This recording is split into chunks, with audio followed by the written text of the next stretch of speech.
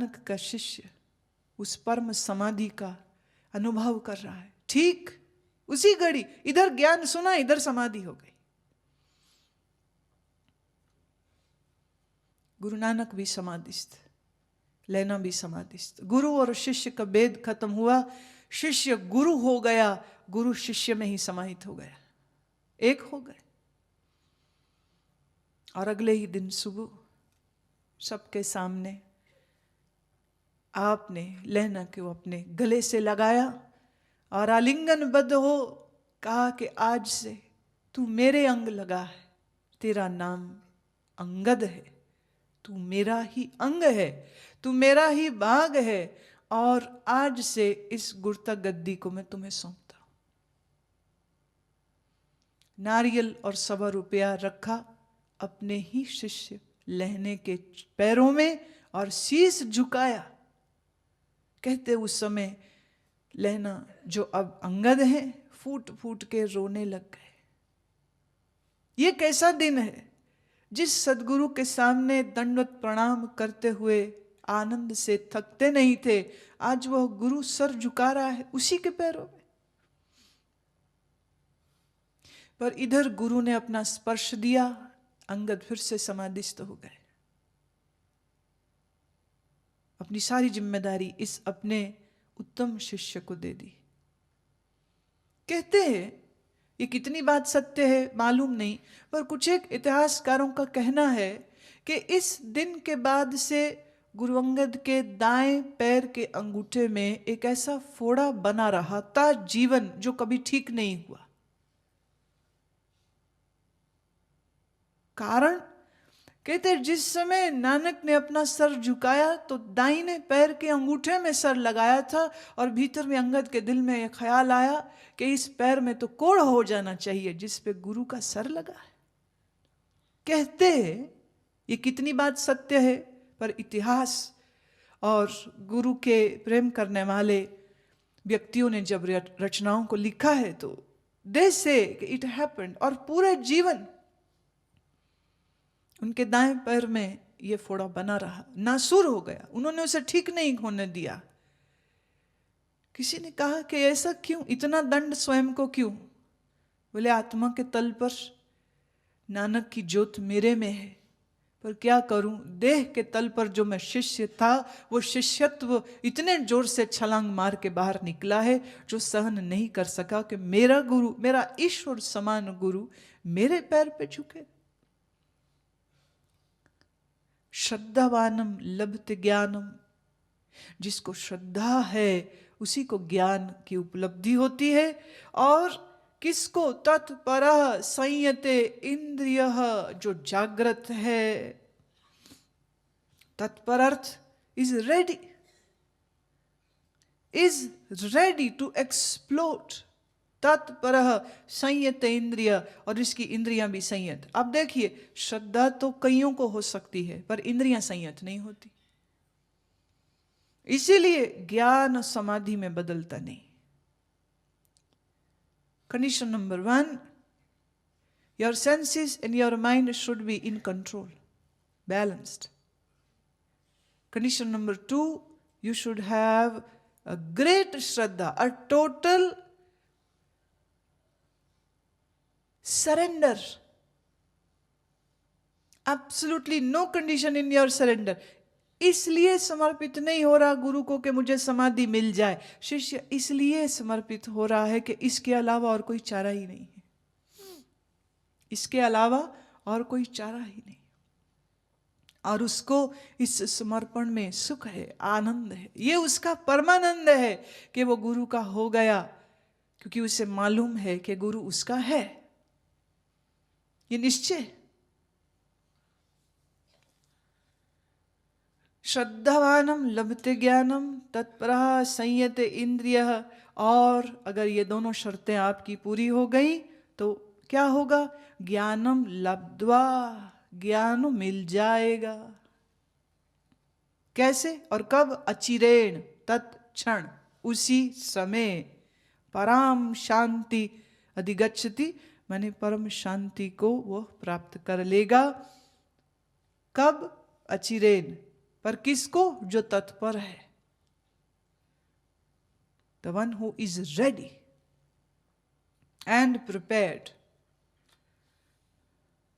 कबीर साहब का एक पद है, वो कहते, अब तो जरे मरे सिद्ध पाइए, लीनो हाथ सिंदूरा, डगमग डगमग छाड़ रे मन बौरा।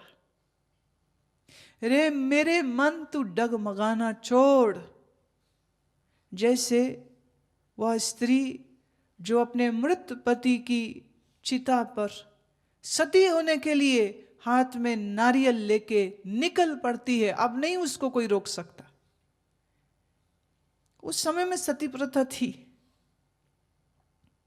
स्त्री स्वेच्छा से, या कहो उसका दिमाग इस तरह से कंडीशन कर दिया जाता था कि वह अपने पति की लाश में के साथ जल मरती थी।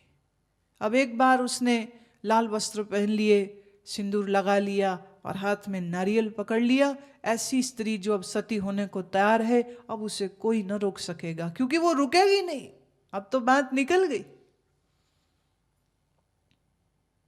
कबीर कहते, अब मेरे हाथ में नारियल आ गया है और सती की न्याय, अब मैं इस ज्ञान अग्नि में जल मरने को निकल पड़ा हूं। अब मन का डगमगाना ये सब बहुत पहले छूट गया। डगमग डगमग छाड़ रे मन बौरा, अब तो जरे मरे सिद्ध पाइए। अब तो सिद्धि प्राप्त करनी है, चाहे जलना पड़े चाहे मरना पड़े।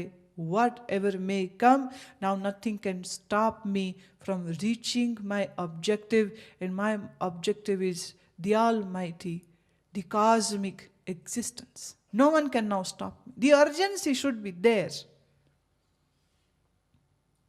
तत्पर, अगर शिष्य तत्पर है तो अचिरेण तत्क्षण ही उसको ज्ञान लाभ दे देगा। अज्ञश्च श्रद्धानश्च संशयात्मा विनश्यति, नायं लोकोऽस्ति न परो न सुखम संशयात्मनः। अरे अर्जुन, भगवत विषय को न जानने वाला तथा श्रद्धा रहित और संशय युक्त पुरुष परमार्थ से भ्रष्ट हो जाता है। उनमें भी संशय युक्त पुरुष के लिए तो ना सुख है, ना ये लोक है, ना परलोक, अर्थात ये लोक और परलोक दोनों ही उसके लिए भ्रष्ट हो जाते हैं। जिसका भगवान के विषय में कोई रुचि नहीं है, ऐसे लोग कितने हैं? करोड़।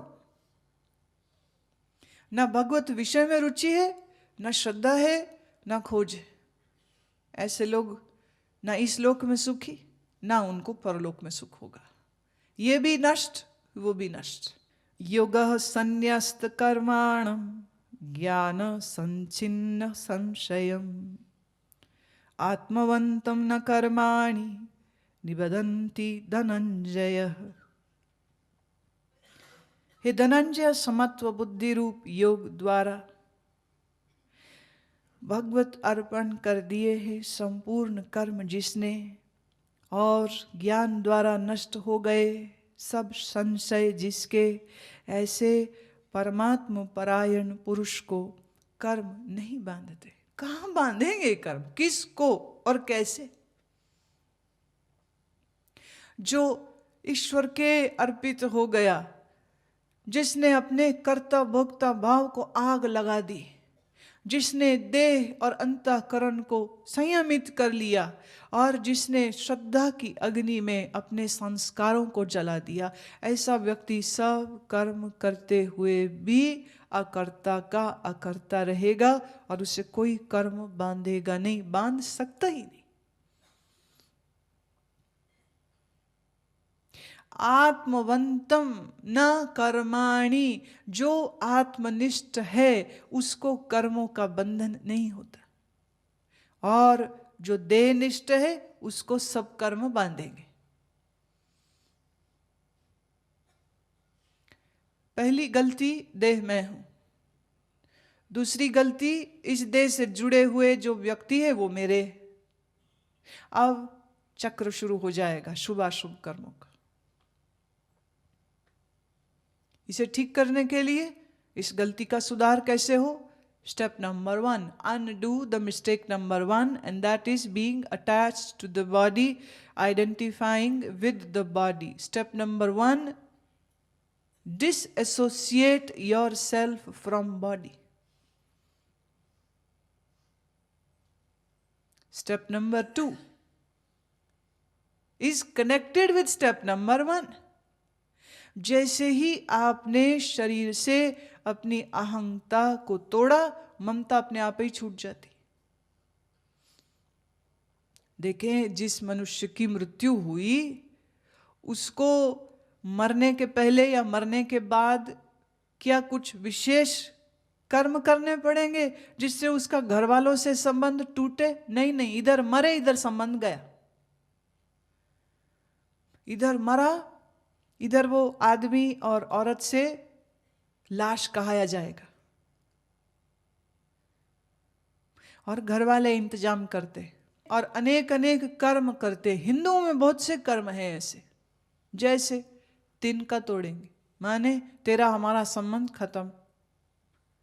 पानी का घड़ा उसके शरीर के आस पास परिक्रमा करेगा घर का सदस्य और सिर की तरफ फोड़ेगा, तेरे हमारे लेन देन कर्म सारे खत्म। हिंदुओं में शमशान घाट में एक और क्रिया होती है, कपाल फोड़ते, डंडे से कपाल फोड़ते। शायद वो ये कह रहे, मरदूद अब तो अकल ले ले, कोई तेरा नहीं था। मेरा मेरा करते तेरी जीभ नहीं थकती थी। मेरा मकान, मेरे बच्चे, मेरी बीवी, मेरा घर वाला, मेरी मम्मी, मेरे डैडी, मेरे बच्चे, मेरा धन, मेरा मकान, क्या है तेरा? कपाल क्रिया, कपाल फोड़ते।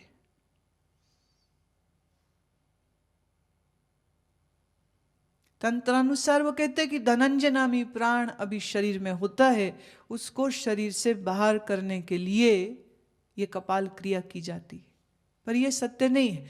धनंजय जो प्राण है वो शरीर को टोटल डिके होने तक शरीर में रहता ही है। जब पूरी तरह से शरीर के जो भी अवशेष है वो समाप्त हो जाते हैं, धनंजय प्राण अपने आप ही शरीर से बाहर हो जाते हैं।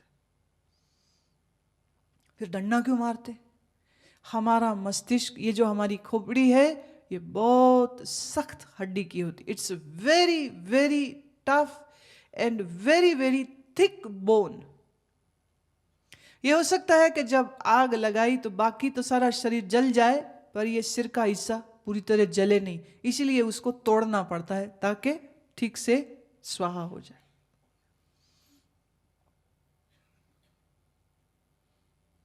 कपाल क्रिया, क्या अद्भुत बात है ना। करेंगे कौन? तुम्हारे अपने ही पुत्र। कौन तोड़ेगा कपाल? तुम्हारा अपना ही कोई। यह सब कर्म जो किए जाते हैं घर वालों की तरफ से, वो मृत आत्मा को संदेश दिए जा रहे हैं कि अब जाओ, गो, जा जा, अब कहीं और जा और अपने कर्मों की गठड़ी को समेट, जहां तेरे कर्म तुझको ले जाएं। प्रार्थना भी करते, दान भी देते हैं, पर प्रार्थना ये करते हैं जैसा भी था प्रभु तेरा ही बच्चा है, अच्छी जगह ही जाए। हिंदुओं में बहुत सारे क्रियाकर्म हैं। क्या ये उचित है? न्याय संगत है? करने चाहिए, नहीं करने चाहिए? मेरा मानना यह है, पहली बात, कि हर व्यक्ति अपने कर्म अनुसार अपनी गति को प्राप्त होगा।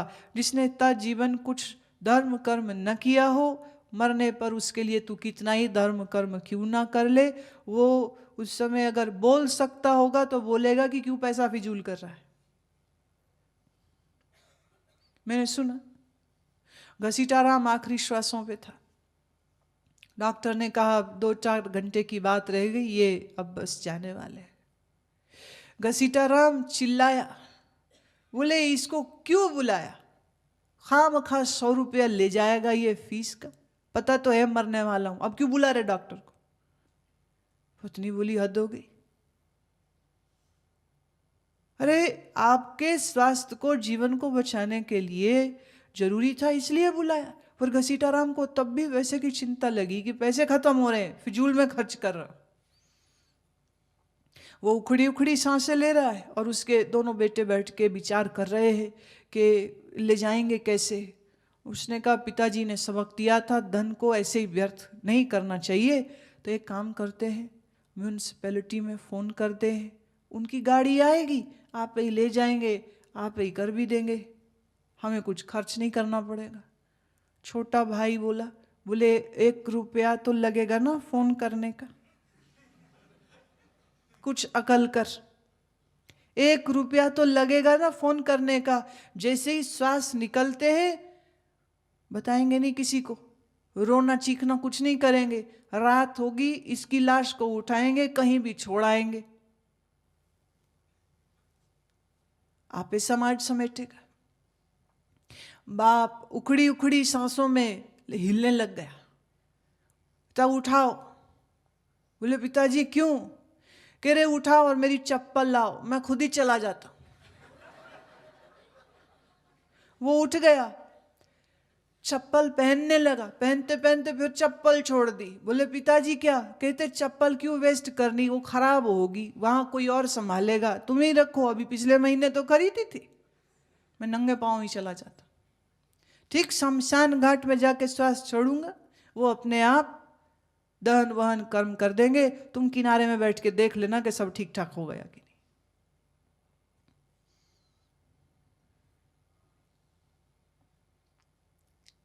पर मृत आत्मा के लिए मुझे ये लगता है प्रार्थना अवश्य करनी चाहिए। मेरी कोई रुचि नहीं है कि पंडितों को बुलाओ और उन्हें दान दो, दान देना ही है तो उस व्यक्ति के नाम पर ऐसी जगह पर दान दीजिए जिसका कुछ लाभ हो। किसी को शिक्षा के लिए वजीफा दे दो, किसी असहाय की, किसी रोगी की सहायता कर दो। ये पंडितों भाइयों, इनके मोटे पेटों को और मोटा क्यों कर रहे हो। पर लोग बड़े डरते, उन्हें लगता है ये तो एजेंट है भगवान के, अगर ये सही से पाठ वाठ नहीं करेंगे तो हमें स्वर्ग के दरवाजे में एंट्री नहीं मिलेगी। इसलिए मैंने देखा अच्छे अच्छे लोग जो जिंदगी भर कम्युनिस्ट रहे हैं, मरने पर उनके घर में भी पंडित पहुंचा होता है, वो पोथी थामे हुए आ जाता है, जैसे कि उसके पाठ करने से पर फिक्स्ड एंट्री और श्योर शॉर्ट एंट्री मिल जाएगी। लोग बहुत डरते। और जिसके घर में मौत हुई हो ना, उसको बेवकूफ़ बनाने वाले भी पहुंच जाएंगे, ये करो, ये नहीं करो, ये करो, ये नहीं करो, और वो ऐसा बौखलाया होता है, उसको उस समय जो बोलो वो वही करता रहेगा। मृत्यु से नहीं बौखलाया, बल्कि उस व्यक्ति की मृत्यु में कहीं ना कहीं अपनी मृत्यु दिखती है, इसलिए ज्यादा तकलीफ होती।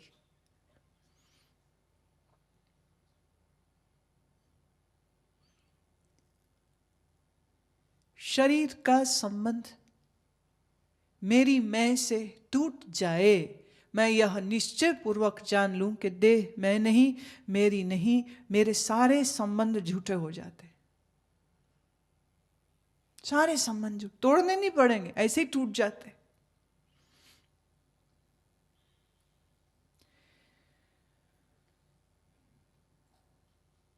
योग संन्यास्त कर्माणाम, इस योग संन्यास को तू धारण कर। योग का संन्यास, कर्म का संन्यास, निष्काम कर्म करते हैं, स्व को ईश्वर अर्पित कर देते हैं, अपने आप को प्रभु को सौंप देते हैं, ऐसा जिसके ज्ञान संचिन्नन संशयम, जिसके सभी संशय ज्ञान के द्वारा नष्ट हो गए। आत्मवंतम, वह आत्मपरायण, आत्मनिश्चय, सच रियलाइज्ड सोल, कर्माणि न निबंधन्ति, उसको कोई कर्म बांधेगा नहीं। किसको बांधे? बांधने को कोई बचा ही नहीं अंदर। तस्माद् ज्ञान संभूतम हृदयस्थम ज्ञानसिनात्मनः चित्वैनं संशयं योगमां तिष्ठोतिष्ठ भारत।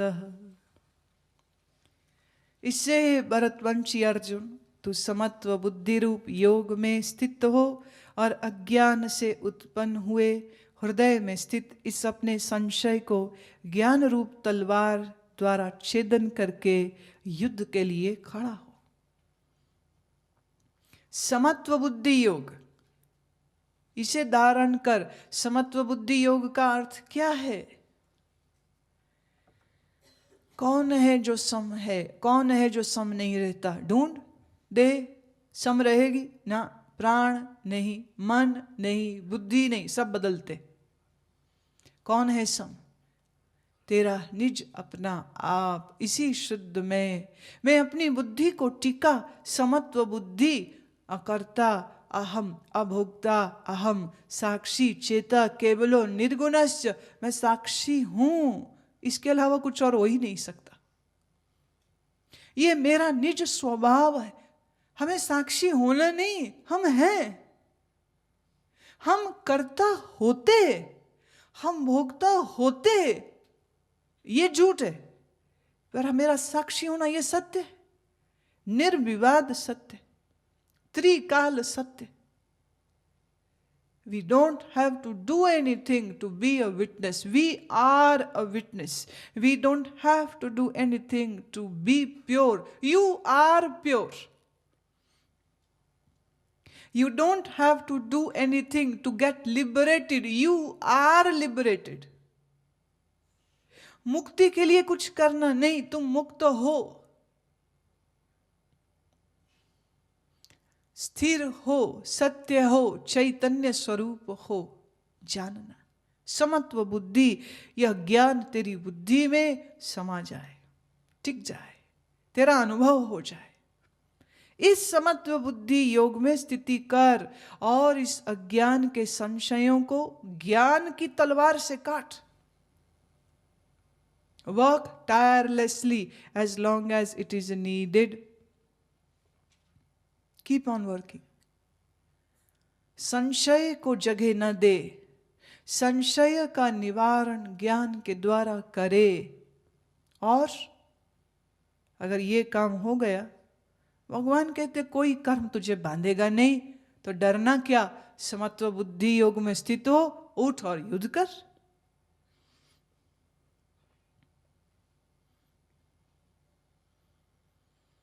घबरा मत कर्मों से, कर्म तुझे बांध नहीं सकते। कर्म बांधते हैं ऐसा तेरा सोचना और महसूस करना भी एक झूठ है।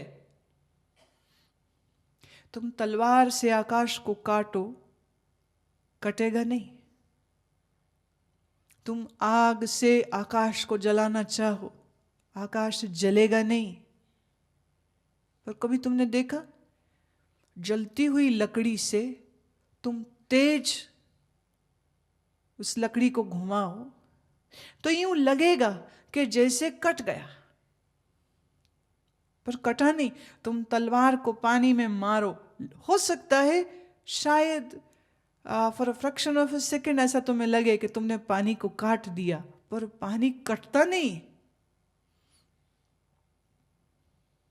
ब्रह्म है। तुम लकड़ी को पानी की बाल्टी में डालो, सीधी लकड़ी को पानी की बाल्टी में डालो, टेढ़ी दिखती है। क्यों? रिफ्रैक्शन की वजह से। टेढ़ी हो नहीं गई, टेढ़ी दिखती है। जब तुम्हें यह लगता है कि तुम कर्म बंधन में हो, असल में तब भी नहीं हो। पर चूंकि तुम्हें यह निश्चय नहीं है, इसलिए कर्म बंधन के इस मिथ्या भ्रम में तुम दुखी होते रहते। Deep down